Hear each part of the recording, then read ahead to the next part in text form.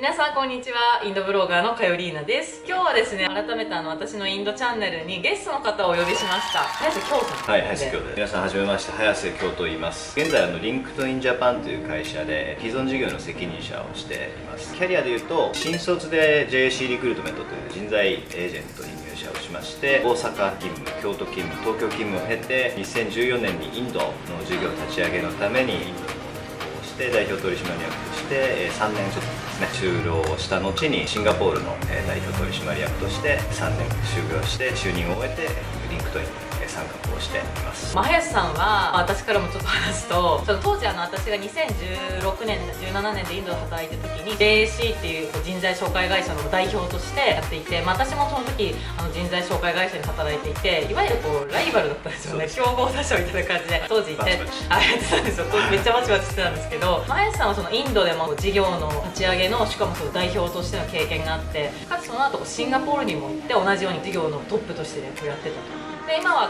リンクトインジャパンの方に転職して今日本でリンクトインのお仕事をされてるんですけれども、インドでの経験もありシンガポールでの経験もあり、転職とかビジネスマンにホットなワードというか、いろんなテーマがあったので、今日はインド時代の話とかね、当時はライバルだったので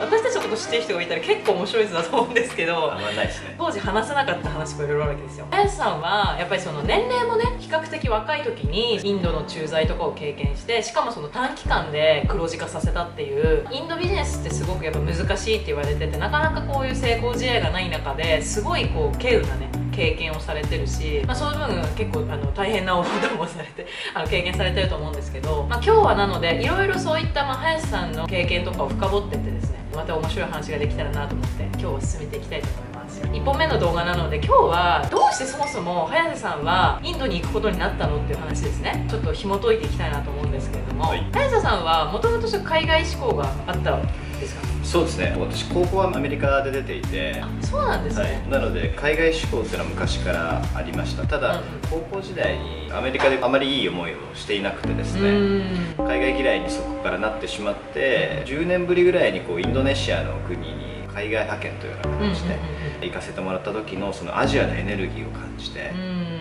ちょっとこっち側で一回勝負をしてみたいなっていう思いで海外志向が高まったっていうようなですね。会社に伝えたんですけど、アジア行ってみたいなみたいな感じで。もう帰ってきてすぐ希望を出して、いつでも行けますっていうような形で希望を出させてもらって、その約に1年後ぐらいにインドのお話が来たっていう感じですね。アジアの熱気感じたとかエネルギーを感じたっていうのは具体的にどんなところでそういうのを感じたんですか？発展しきってないっていうところがすごいポテンシャルなんですよね。日本ってもうどこでも洗練されていて都会的で、対してインドとかインドネシアっていうのはまだまだ未開の地がたくさん眠っていて、でも人はたくさんいて、経済としてのポテンシャルもあるし、これからそのビジネスとして伸びていく伸びしろっていうのがすごく大きいなっていうのを感じた。そこで一回勝負してみたい。そうですね。実際今アジアっていう風に言ったと思うんですけど、行くって言われたのがインドだったわけですよね。いや戸惑いますけどそれはどうでしたか？正直すごい悩んで、インドっていう選択肢が当時視点はなかったので、まさか自分に立ち上げの命が下るとは思ってなかったので、すごく戸惑いましたね。迷いましたし、なんでちょっと1週間だけ時間をくださいというような形で1週間いろいろ悩んだ末に行くっていう決断をしたっていう。それはでもどうして最後やっぱ行こうと思ったんですか？これ本当恥ずかしいんですけど、立ち上げの命なので、自分が断ったら他の誰かが行くことになるわけですね。その他の誰かが行って成功しているのを自分は横目で見てられるのかなっていうことを考えた時、絶対これ悔しい思いするだろうなと思ったので、もうこれは行くしかないなというふうに感じた。暑いですね。いや青いですよ。青い。確かに青いですね。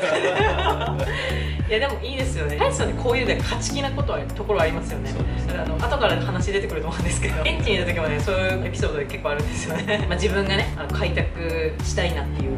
思いがあったと。不安自体は何かありましたか？インドに対して。インドってすごい国で、調べれば調べるほどネガティブな情報が出てくるっていう。辛い。決めてからの方がどんどん不安が大きくなるっていう。確かにね。まずは行くしかないかな。いやすごいですね。そうインドのことはネットで調べちゃダメなんで。本当しない方がいいですね。いい情報出てこない。そうですね。でもその中で決断されたと。